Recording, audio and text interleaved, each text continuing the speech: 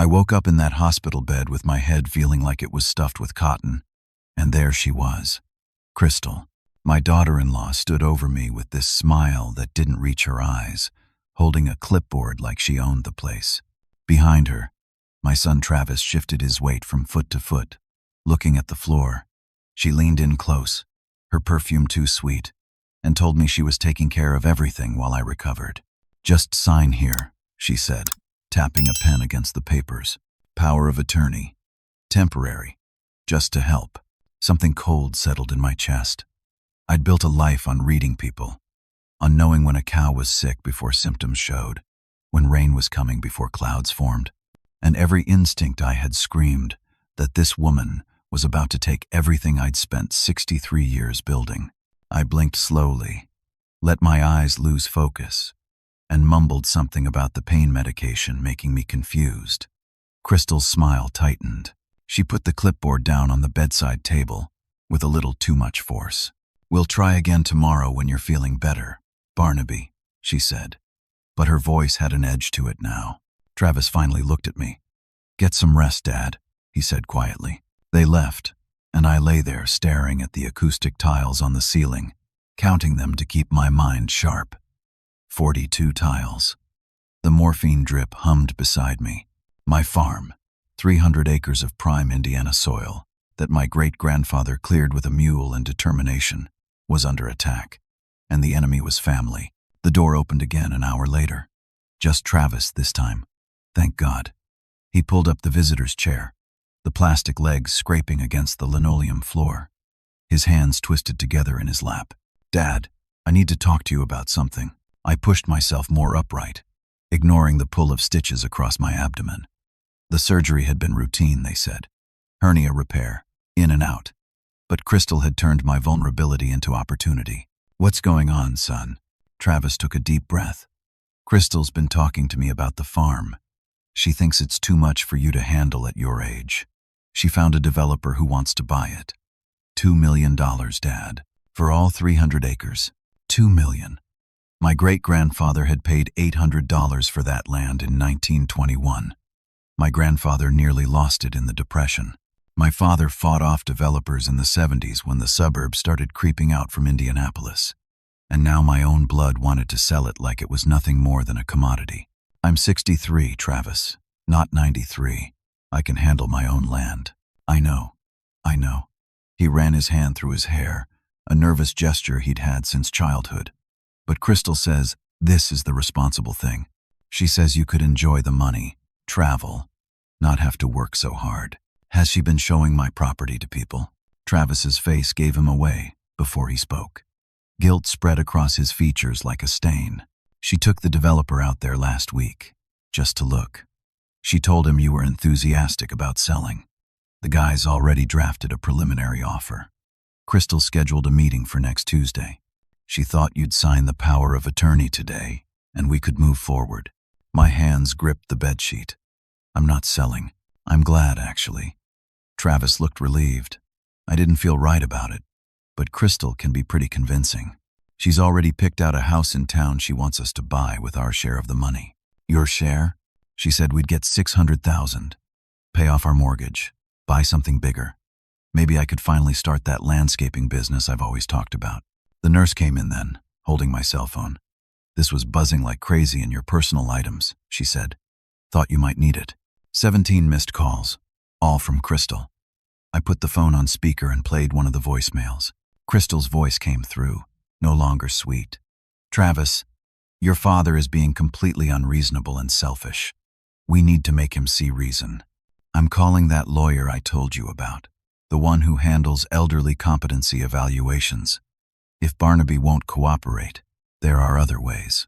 Travis went pale. I didn't know she was talking like that. I deleted the voicemail and immediately texted my lawyer, Frank Morrison. We'd gone to high school together, played football on the same team. If anyone could help me, it was Frank. Travis left looking troubled, promising to talk to Crystal, to make her understand. I knew he wouldn't succeed. Crystal had the bit between her teeth now. Frank called back 20 minutes later. His voice was grim. "Barnaby, I did some checking at the courthouse. Crystal filed preliminary paperwork this morning, indicating an anticipated property transfer for your farm. She's been planning this for months, not weeks. The developer she found is Victor Paulson. He's got a reputation for aggressive tactics. Buys properties, flips them fast. Can she actually do this without my signature? Not legally, no. But here's the thing that worries me. I pulled some records. Crystal's been researching conservatorship laws. That's where the court declares someone incompetent and appoints a guardian to manage their affairs. With that psychiatric talk in her voicemail, I think that's her play. Get you declared incompetent, get herself appointed conservator, then she can sign whatever she wants. My mouth went dry. That's legal? Unfortunately, yes. If she can convince a judge you're not capable of managing your own affairs, and you're in a hospital bed recovering from surgery, you're vulnerable right now, Barnaby. After Frank hung up, I lay there watching the sun set through the window. Orange light spread across the floor like a warning. My own daughter-in-law was trying to steal my legacy, and she was using the law to do it. Somewhere in the building, a dinner cart rattled past. Life continued on, normal and mundane, while my entire world tilted on its axis. I needed to get out of this hospital, but the doctors said 3 more days minimum. I was trapped. I woke up the next morning determined to leave, against medical advice if necessary. I'd already pulled my IV and was buttoning my shirt when the door opened. Crystal walked in with Travis and a woman I'd never seen before. The woman wore a gray suit and carried a leather portfolio. She had the clinical look of someone who spent their life evaluating people. "Barnaby, this is Dr. Helen Crowley," Crystal said, her voice dripping with false concern. "I asked her to come evaluate you. I'm worried about your mental state." "My mental state is fine." "Please, Dad," Travis said quietly. "Just talk to her." Crystal's really concerned. Dr. Crowley sat in the visitor's chair and opened her portfolio. "Mr. Morrison, I'm a psychiatrist. Your daughter-in-law has expressed some concerns about your recent behavior. I'd like to ask you a few questions." For the next 20 minutes, I answered her questions. "What year is it? Who's the president? Can I count backward from 100 by sevens? Where am I? What's my son's name?" Basic cognitive tests that any conscious person could pass. "Your father seems oriented and coherent," Dr. Crowley told Crystal. But Crystal wasn't done. She pulled out her phone, tapped the screen, and held it up. "I recorded this yesterday when I visited." My own voice came through the speaker, slurred and confused. "They're trying to steal the farm. All of them. Need to check the fences. Can't let them take it. Where's my truck?" I barely remembered saying that. I'd been heavily medicated after the surgery, coming out of anesthesia, but taken out of context, I sounded paranoid and disoriented. Dr. Crowley's expression changed. She made notes in her portfolio. "Mr. Morrison, have you been experiencing paranoid thoughts?" "That recording was taken when I was under the influence of anesthesia and pain medication," I said carefully. Of course I was confused, but the damage was done. I could see it in Dr. Crowley's eyes. Crystal had planted doubt. Dr. Crowley excused herself to consult with my medical team. Crystal stood by the window, looking satisfied. Travis wouldn't meet my eyes. An hour later, Dr. Crowley returned with a hospital administrator and 2 security guards.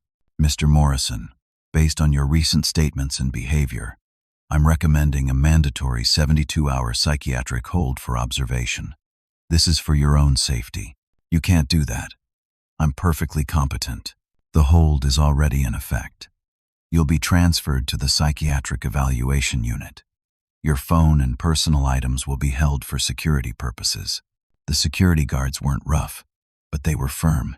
They escorted me to a different wing of the hospital, through locked doors, into a room with a window that didn't open and a door that locked from the outside. Crystal had done it.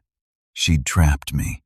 I couldn't leave the hospital, couldn't access my property, and now I had a psychiatric evaluation on my medical record. Through the small window in my door, I saw Crystal talking to Travis in the hallway. Her mouth moved quickly, her hands gesturing. Travis nodded, looking miserable. A nurse came in to check my vitals.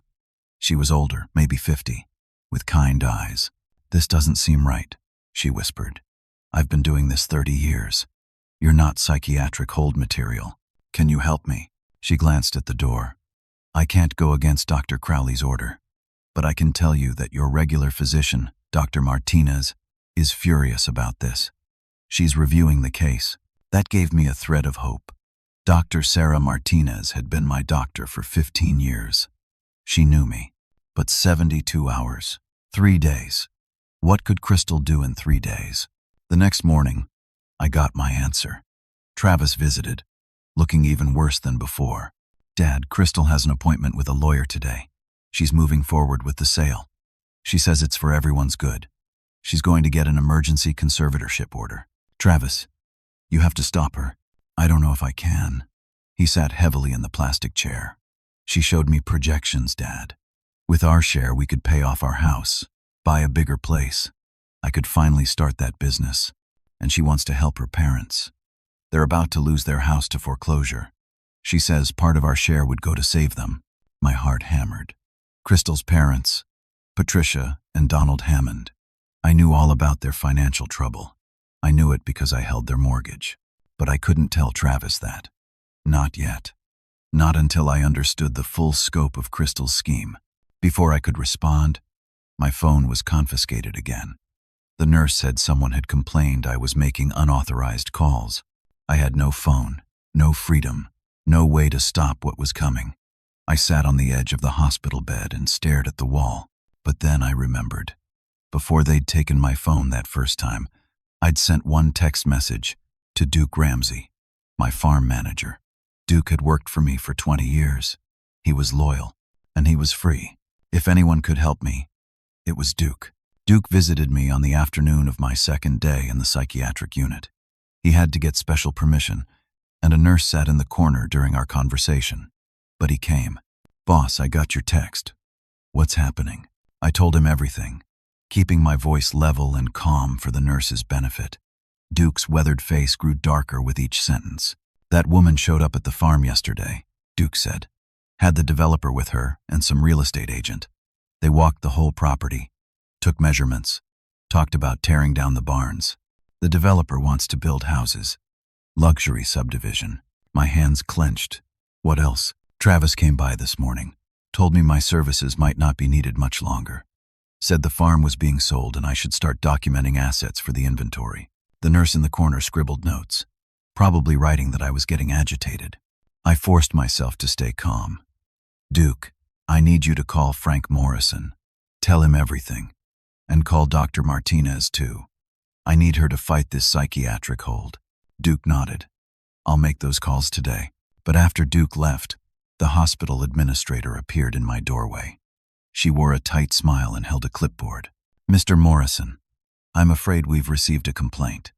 Your visitor, Mr. Ramsey, allegedly agitated you and interfered with your treatment.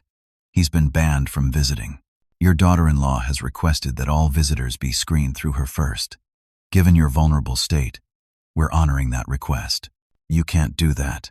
We can, and we are. It's hospital policy for patients on psychiatric holds. She left, and I was alone again. Crystal had cut me off from everyone who could help. That evening, Travis visited. He looked like he hadn't slept. He sat down heavily and rubbed his face. Dad, I've been thinking about everything Crystal said. About the sale, I mean. And she's probably right. The farm is a lot of work. You're getting older. The money would set us all up. We could help Crystal's parents save their house. It's the responsible thing. I wanted to shake him. My son, my only child, was repeating Crystal's words like a puppet. Travis, your mother and I raised you on that farm. 4 generations of Morrisons have worked that soil. Your great-great-grandfather cleared that land by hand. I know the history, Dad, but sentiment doesn't pay bills. Crystal showed me the numbers. We'd get $600,000. Her parents need $60,000 to avoid foreclosure.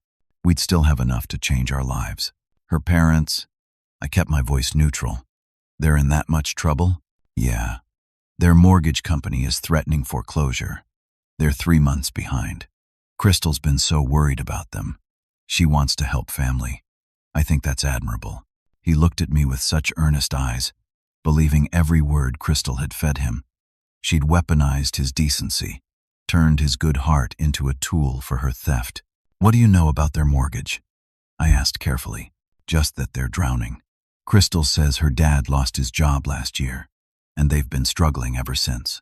The mortgage company is cold," she says. No mercy. I almost told him then. Almost revealed that I was that mortgage company.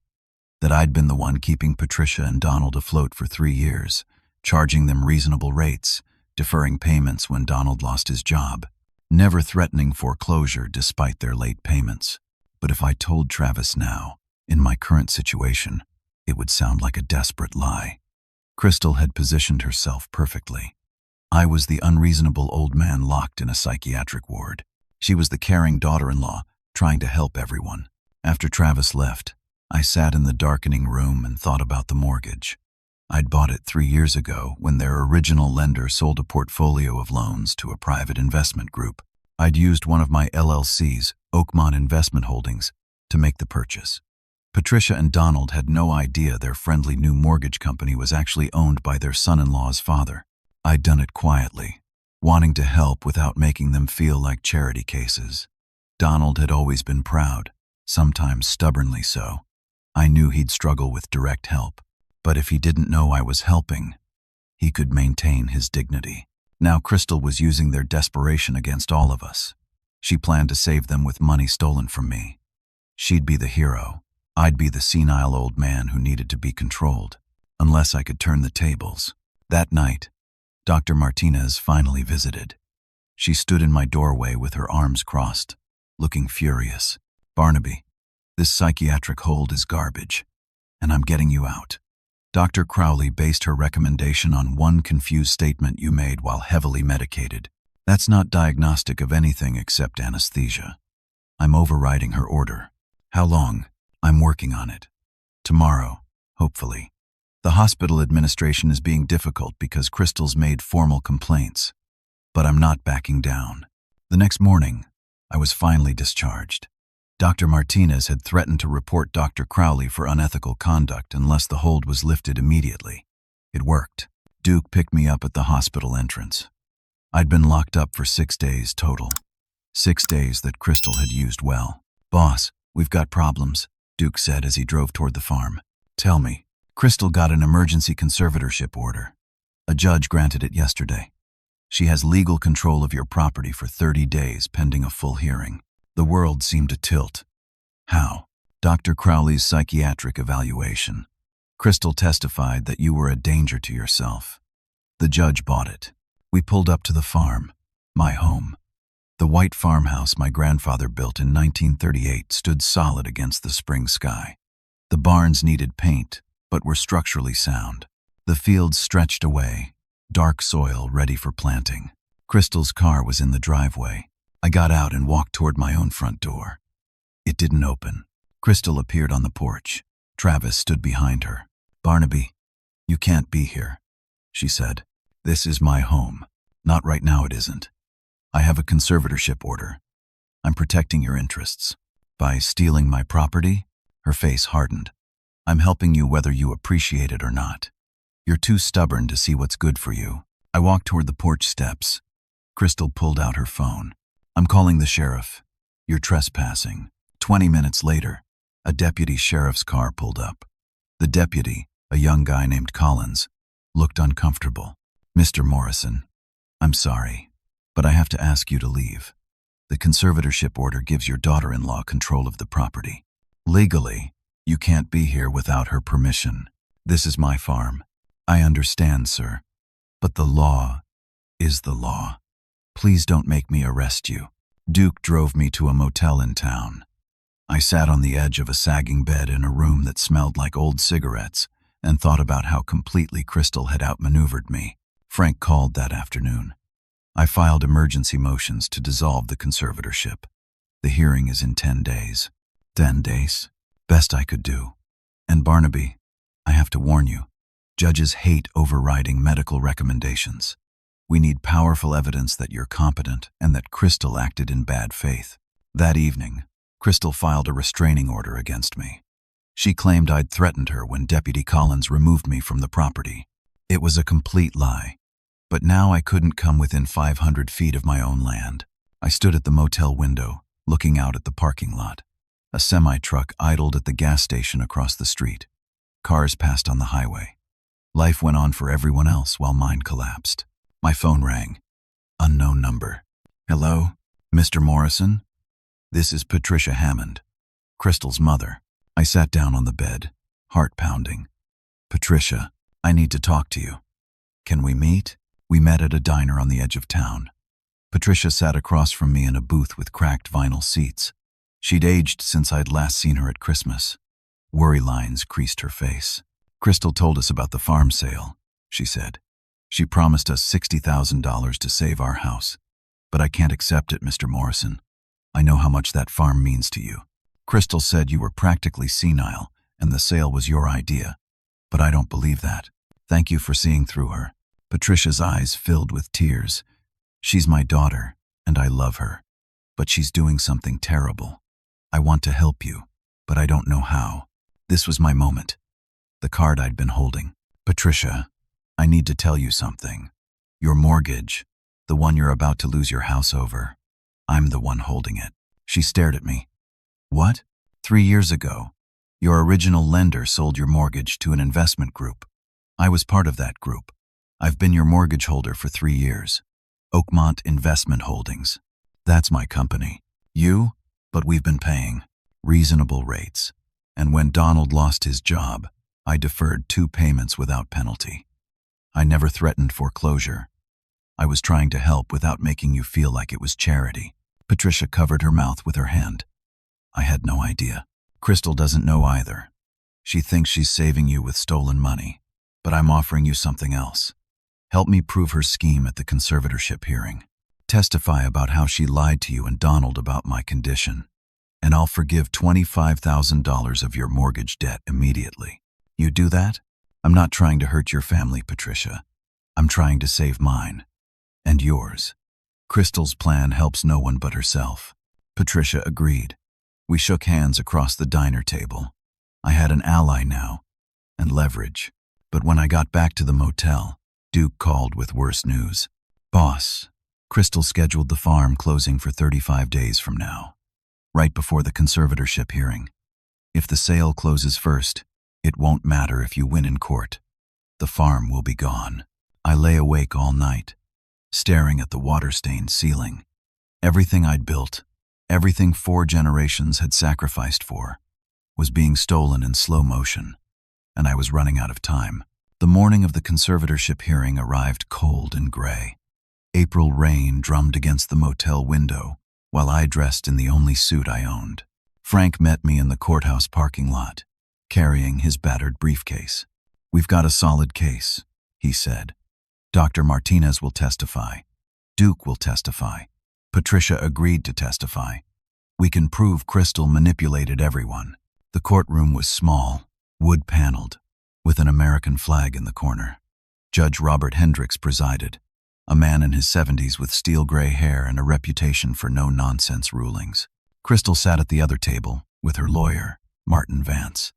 Vance was young, expensive-looking, the kind of attorney who advertised on billboards. Crystal wore a conservative navy dress and pearl earrings. She looked like a concerned family member, not a thief. Travis sat in the gallery behind her. He wouldn't look at me. Judge Hendricks called the hearing to order. This is a petition to dissolve an emergency conservatorship granted to Crystal Morrison over the property and affairs of Barnaby Morrison. Mr. Morrison contests the conservatorship. Let's hear arguments. Frank stood. Your Honor, this conservatorship was obtained through fraud and misrepresentation. Crystal Morrison manipulated psychiatric evaluations to gain control of valuable property she intends to sell against my client's wishes. Barnaby Morrison is completely competent, as we'll demonstrate. Vance stood. Your Honor, my client acted out of genuine concern for her father-in-law's welfare. Mr. Morrison is 63 years old, lives alone, and exhibited clear signs of confusion and paranoia following surgery. The conservatorship is temporary and in his best interests.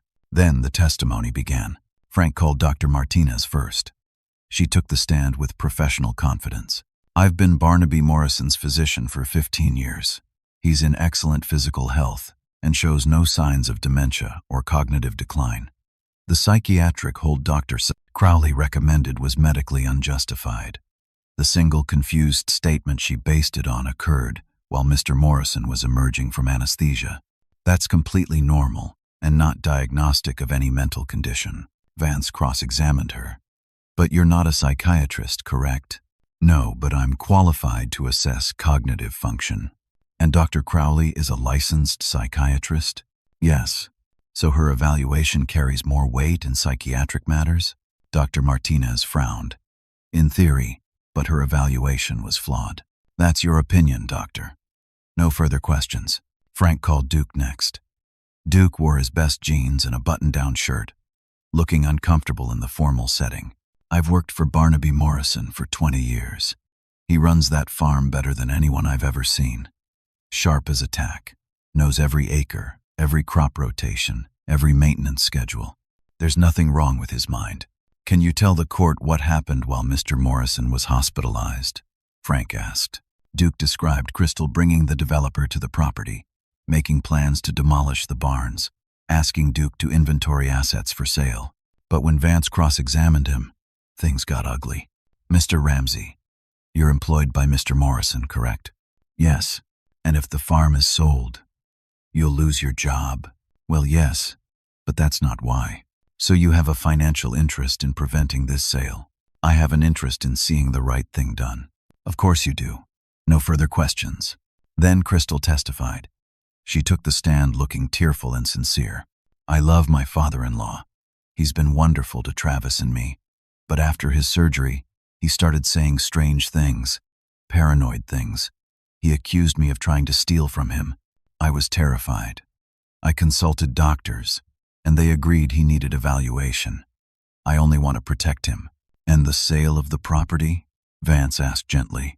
The farm is too much for him to handle alone. The developer offered a generous price.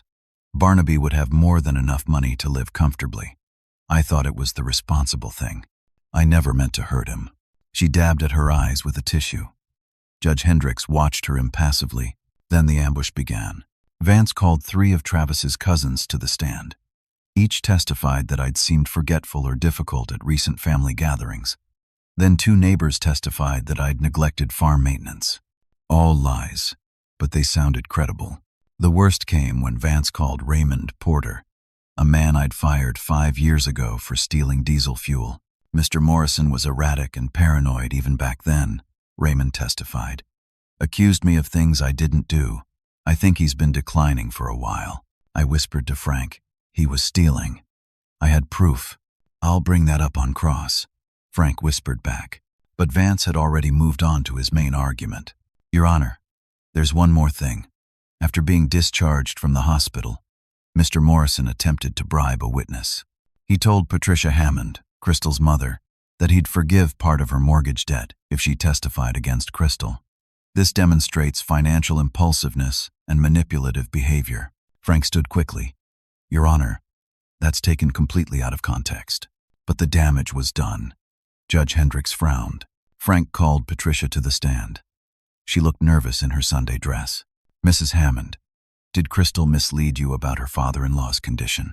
Yes.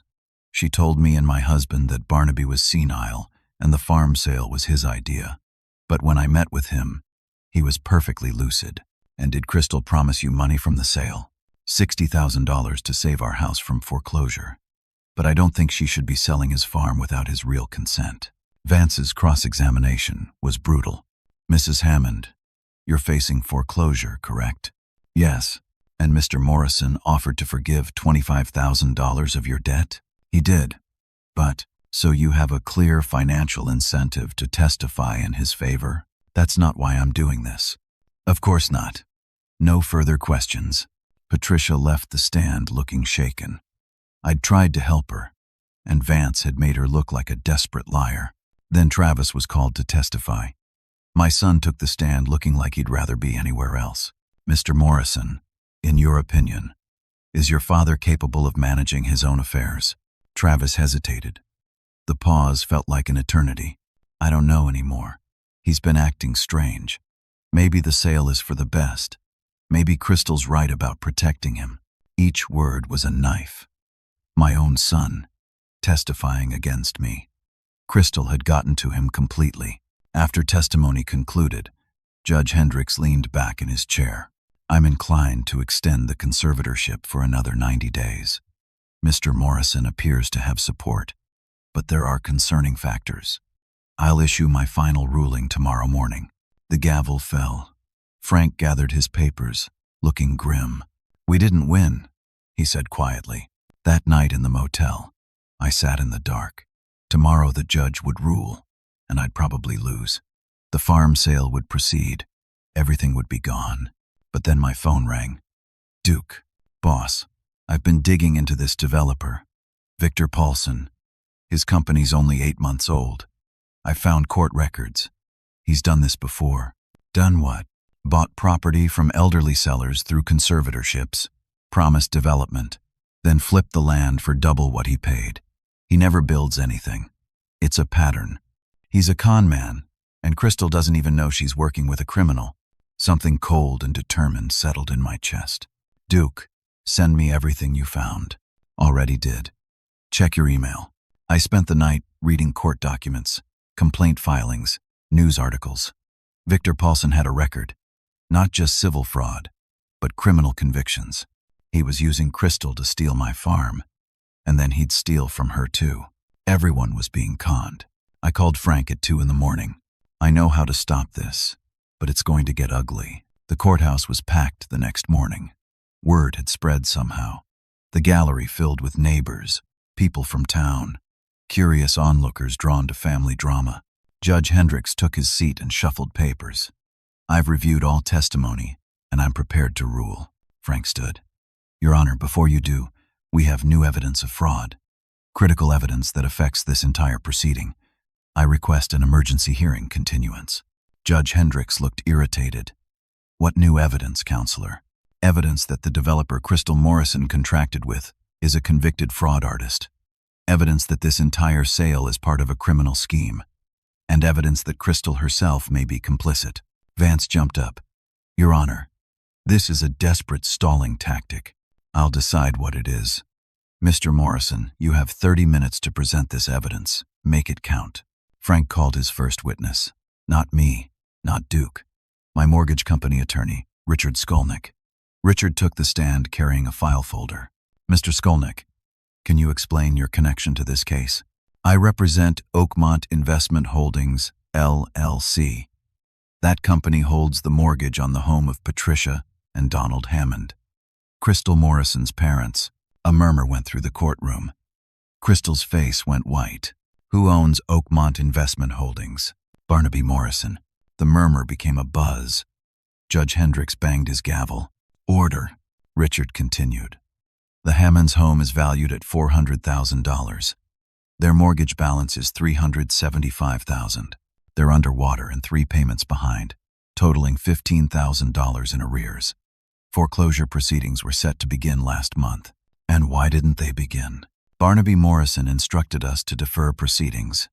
He's been the mortgage holder for 3 years. During that time, he's charged below-market interest rates, deferred payments when Donald Hammond lost his job, and never assessed late fees despite chronic late payments. Travis, sitting in the gallery, looked stunned. Crystal gripped the table in front of her. Mr. Skolnick, are you aware of any contact between Crystal Morrison and your office? Yes. 2 weeks ago, someone claiming to be Patricia Hammond called asking about foreclosure options. We later determined it was actually Crystal Morrison. She was told the only option was paying the $15,000 arrears in full. Did Crystal Morrison ever tell her parents about that call? According to Patricia Hammond's testimony, no. Frank let that sink in. So Crystal Morrison knew her father-in-law held her parents' mortgage, knew they were facing foreclosure, and planned to use money from selling his farm to save them, all while keeping him locked in a psychiatric ward? Objection, Vance shouted. Speculation. I'll allow it, Judge Hendricks said. Continue. Frank called Duke to the stand next. Duke brought copies of the court records he'd found. Mr. Ramsey, what can you tell us about Victor Paulson? Duke described the pattern. 3 previous property purchases through conservatorships. Elderly sellers declared incompetent. Quick sales. Properties flipped for double the price within 6 months. Criminal fraud convictions. A history of targeting vulnerable families. Victor Paulson's LLC was created 8 months ago using shell companies. His business partners have fraud records going back 20 years. Crystal's lawyer tried to object, but Judge Hendricks silenced him. "I want to hear this." "Your Honor," Duke said, "Crystal Morrison has contracted to sell prime farmland for $2 million to a known fraud artist. Market analysis shows the property is worth closer to $4 million. If this sale goes through, Paulson will flip it immediately and pocket the difference." The courtroom erupted. Judge Hendricks banged his gavel repeatedly. "Order. I will have order." Frank looked at Crystal. "The defense calls Crystal Morrison." Crystal took the stand looking like a trapped animal. Her carefully constructed facade had crumbled. "Mrs. Morrison, did you know Barnaby Morrison held your parents' mortgage?" "No, not until just now." "Did you call Oakmont Investment Holdings pretending to be your mother?" "I was trying to help them. I needed to know their options." "Did you tell them about that call?" "No." "Why not?" "I didn't want to worry them." "Or did you want to keep the information for yourself, so you could be the hero who saved them with money stolen from your father-in-law?" "I wasn't stealing anything. I was helping everyone.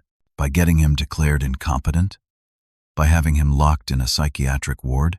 He was confused. "The doctors said so. One doctor said so. A doctor you brought in with your own agenda." Vance tried to salvage it. "Your Honor, my client acted in good faith. She didn't know about the developer's history. She's a victim here too." But Judge Hendricks wasn't buying it anymore. His expression had turned to stone. "Mrs. Morrison, did you stand to benefit financially from this sale?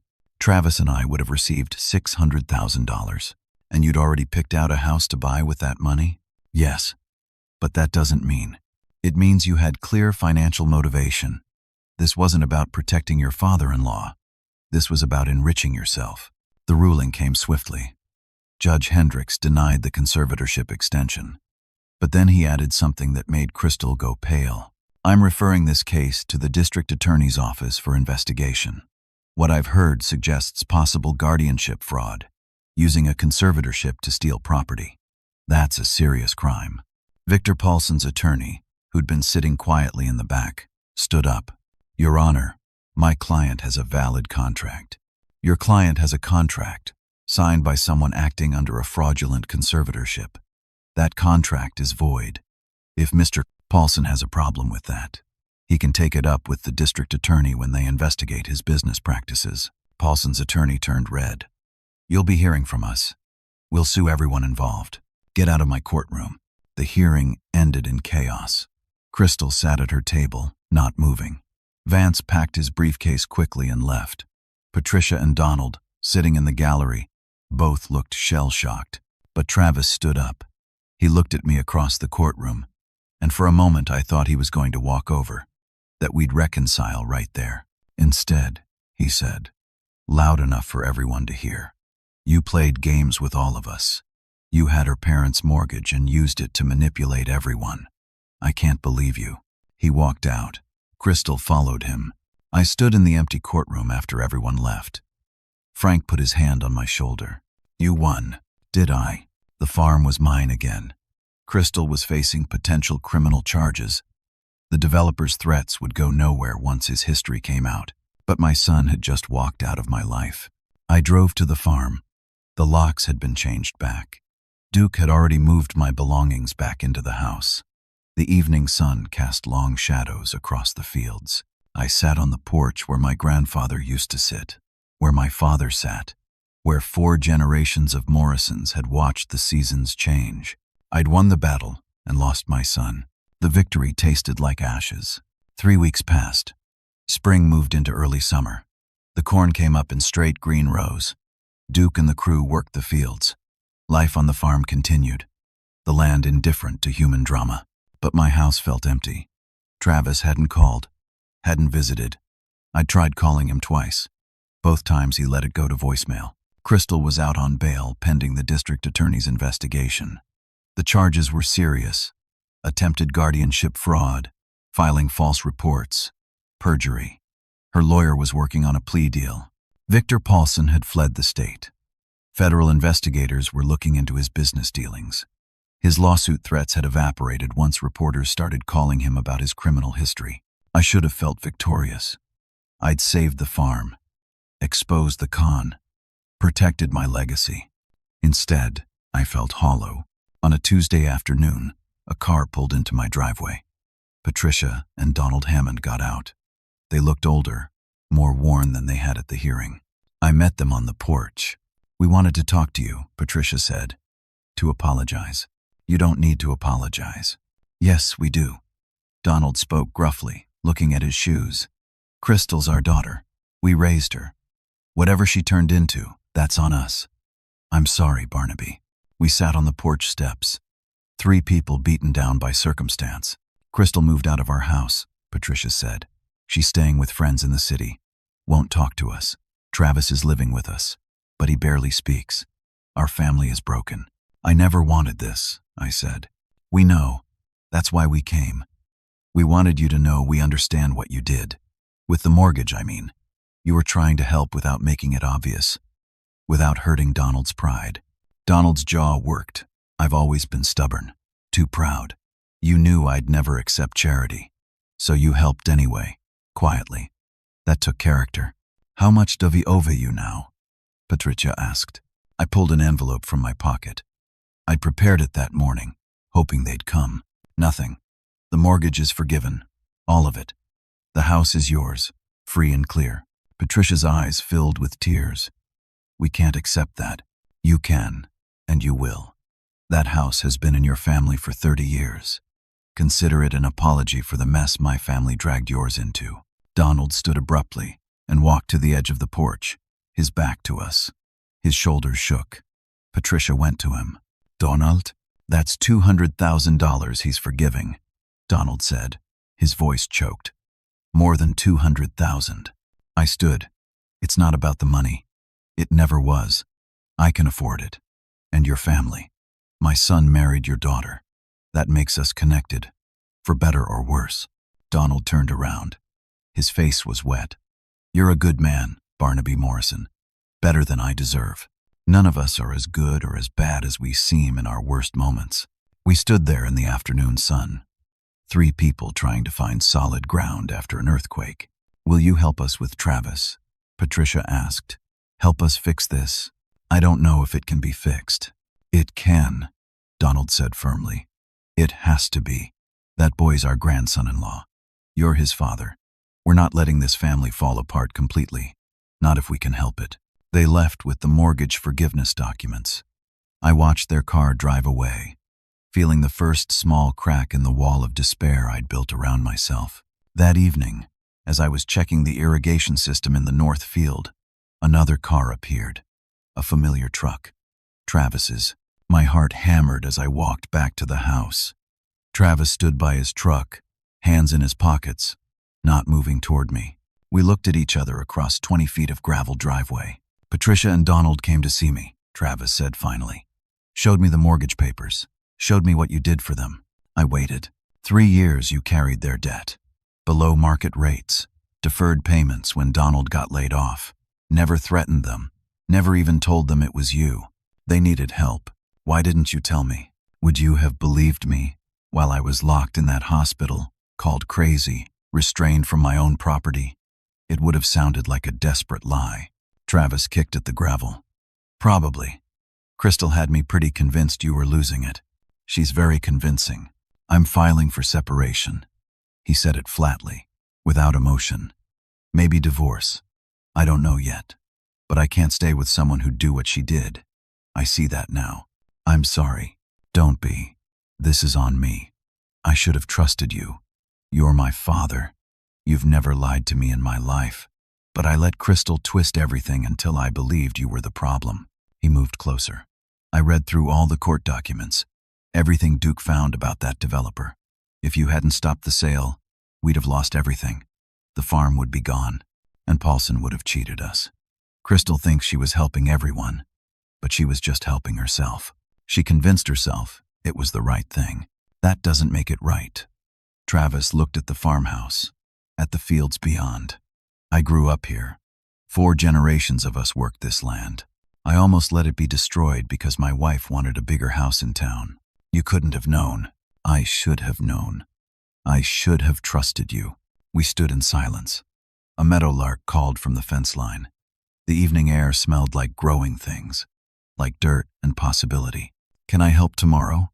Travis asked. "With the planting? You still remember how. Some things you don't forget." The next morning, Travis showed up at dawn. We worked side by side, not talking much, letting the work speak for us. Duke watched from the barn, smiling. By noon, we'd planted 6 acres. Travis's hands were blistered despite the gloves. He'd gotten soft, working his office job. But he didn't complain. We ate lunch on the porch. Sandwiches and cold lemonade. Simple food that tasted better than anything I'd had in weeks. "I've been thinking," Travis said, "about that landscaping business I always talked about. Crystal was right that I should do it. Just wrong about everything else. You'd be good at it. I was wondering if I could use the old equipment barn. Set up a business there. Pay you rent, obviously." I looked at my son, seeing the boy he'd been and the man he'd become. "No rent. Family doesn't charge family. But you work for equity. You help on the farm when I need it. And the barn is yours." Travis's eyes got wet. "Thanks, Dad." We shook hands. It wasn't perfect. We hadn't erased the betrayal or the pain, but it was a start. 6 months later, the farm had settled into a new rhythm. Travis lived in the old foreman's cottage, fixed up and comfortable. His landscaping business was growing steadily. He worked the farm 2 days a week, and I helped him with landscaping jobs when he needed extra hands. We didn't talk about Crystal much. She'd taken a plea deal, 2 years probation and community service. No jail time, but the conviction on her record. She'd moved to Indianapolis, working as a receptionist. Sometimes Travis would mention her, usually with regret in his voice. They'd finalized the divorce in August. Patricia and Donald came to Sunday dinners now. Patricia insisted on cooking, said it was payment for the mortgage forgiveness, though I told her repeatedly it wasn't necessary. But I enjoyed the company. The house felt less empty with voices and laughter. Duke started bringing his grandson, a boy of 10 named Lucas, to the farm. The kid was fascinated by everything, asked a million questions. Reminded me of Travis at that age. One Saturday in October, I was repairing a fence in the back 40 when Travis drove out in his truck. "Got something to show you," he said. He pulled out his phone and showed me a photo. A small house, nothing fancy, but well-maintained with a nice yard. Just put an offer on it. Using money from the landscaping business. It's about 2 miles from here. "That's great, son." "Yeah." He looked at me. "I've been thinking about everything that happened. About Crystal and the farm and all of it. And I learned something. About family. I mean, real family isn't about control. It's not about who's right or who wins arguments." He looked out across the fields, at the land that had almost been lost. "You could have rubbed it in my face, could have made me grovel. Instead, you just let me help plant corn. You gave me a place for my business. You let me come back without making me feel like garbage. You're my son." "Yeah, but I sided against you. I believed Crystal over you. I almost let her steal everything. You were deceived. There's a difference between being fooled and being malicious." Travis nodded slowly. "Crystal convinced herself she was doing the right thing. She actually believed it. That's what scares me. She lied so much, she started believing her own lies. People do that when they want something badly enough. I wanted things too. The money, the business, a nicer house. I let those wants cloud my judgment. We worked on the fence together, pulling old wire, setting new posts. The physical work felt good, honest. "You know what I realized," Travis said. "When you bought Patricia and Donald's mortgage, you weren't trying to control them or get leverage. You were just protecting family, quietly, without needing credit for it. That's what family does. That's what good family does. Crystal's way was all about being seen as the hero. Your way was about actually helping people." We finished the fence as the sun started to set. The October air had that crisp quality that promised frost soon. "I've got something to tell you," Travis said. "I'm seeing someone. Her name's Ellen. She works at the hardware store. We've been talking for a few months." "That's good. Are you ready for that?" "I think so. She's different from Crystal. Simpler. Real. She grew up on a farm, actually. Understands this life. Bring her to Sunday dinner." "Yeah? Your grandmother's recipe pot roast. Let's see if she can handle real family." Travis laughed. It was good to hear him laugh. That night, I sat on the porch as stars came out. The farm was quiet except for the wind in the trees and the distant sound of cattle in the neighbor's pasture. I thought about everything that had happened. The betrayal, the fight, the near loss of everything, the painful reconciliation. I'd learned something too, though it took me a while to see it. Family isn't about being right. It's not about winning. It's about showing up, even when things are broken. It's about protecting people, even when they don't know they need protection. It's about forgiveness, even when you've been deeply wronged. Crystal had tried to take the farm through manipulation and legal tricks. She'd convinced herself it was justified. But real strength isn't about control. It's about knowing when to hold on and when to let go, when to fight and when to forgive. I'd held on to the farm because it mattered. 4 generations of work and sacrifice. But I'd let go of my anger at Travis because he mattered more. The land endures. It was here before me. It'll be here after me. But family, that's fragile. That takes work. Travis brought Ellen to dinner the next Sunday. She was exactly as he'd described her. Real. Down to earth. She asked Patricia about her recipe for green beans. She helped Donald fix his truck's carburetor after dinner. She laughed at my terrible jokes.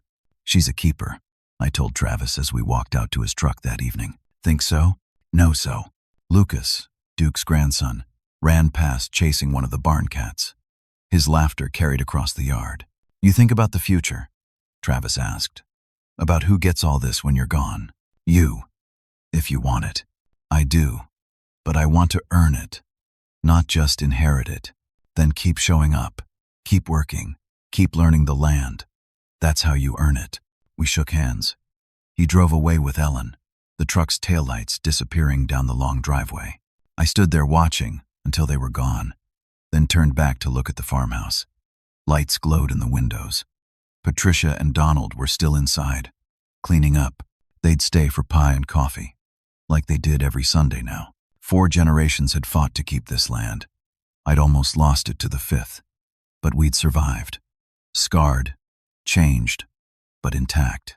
The next morning, I walked the fence line at dawn. The October frost crunched under my boots. My breath made clouds in the cold air. The sun came up red and gold over the eastern fields. This land had survived the Depression, droughts, floods, the farm crisis of the 80s. It had survived because every generation fought for it in their own way. I'd fought for it with mortgage papers and court battles, with quiet protection and loud confrontation, with forgiveness when it would have been easier to hold grudges. And it was still here, still mine, still home. That's what matters in the end. Not the battles we win or lose, but what we protect and who we protect it for. I walked back to the house as the sun climbed higher. Duke's truck pulled into the yard. Another day of work ahead. Another season to plant and harvest. Another chance to do right by the land and the people who depended on it. Family isn't perfect. It's messy and complicated, and sometimes it tries to destroy itself. But real family endures, like good land. You tend it. You fight for it. You forgive it. And if you're lucky, it survives. Now I want to ask you something. Have you ever had to choose between being right and preserving a relationship? Have you ever had to protect someone who didn't know they needed protection? How did you handle it? Share your thoughts in the comments below. I'd love to hear your stories. If this story touched you, if it made you think about your own family and the things worth fighting for, please hit that like button. Subscribe to hear more stories about real people facing real challenges. And share this with someone who needs to hear it. Sometimes the people we love need to know that forgiveness is possible, that families can heal, that the fight is worth it. Thank you for listening to my story. I hope it reminds you that integrity matters, that quiet protection is sometimes the strongest kind of love, and that the things worth having are worth fighting for, even when the fight costs you everything. May you have the wisdom to know what's worth protecting, the courage to stand up for what's right, and the grace to forgive when the fighting is done. Take care of each other out there.